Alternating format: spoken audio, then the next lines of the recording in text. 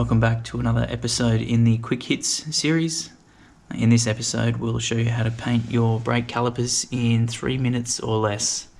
Here's what she looks like when it's all done.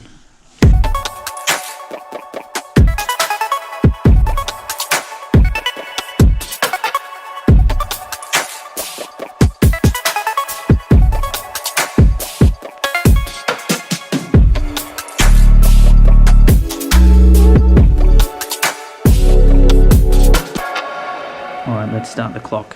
So what you'll need, some plastic bags to mark off the area, some brake cleaner to get things all nice and clean.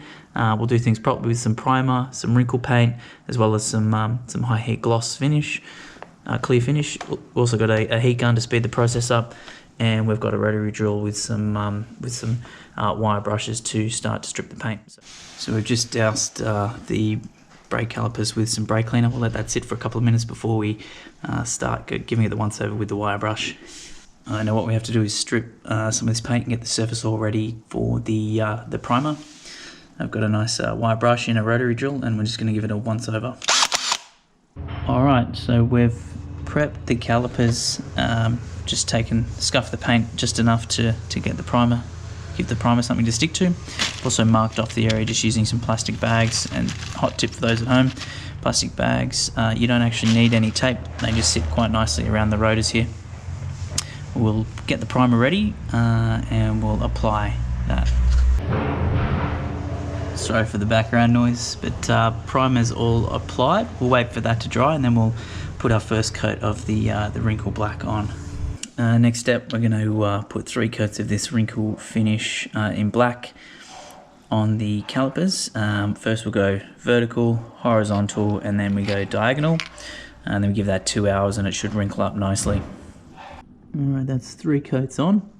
We're going to leave it for dry for about 2 hours and see how she wrinkles up before we sand back the lettering and then apply a clear coat. So I've let it dry overnight. You'll see it's come up pretty good in most spots. There are a few flat spots where it hasn't wrinkled up all that well.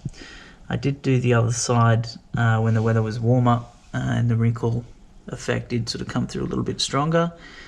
I do know the activating component in the wrinkle paint is somewhat sensitive to temperature and heat, so just make sure that you've got your room nice and warm when this thing's drying, and it should wrinkle up pretty good.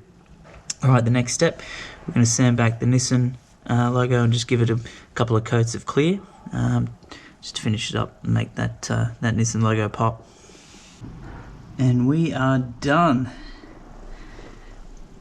Looks pretty good, and I think we're under the 3 minutes. Right, that's it for this episode of Quick Hits. Let me know your thoughts in the comments below, and as always, like, subscribe and share.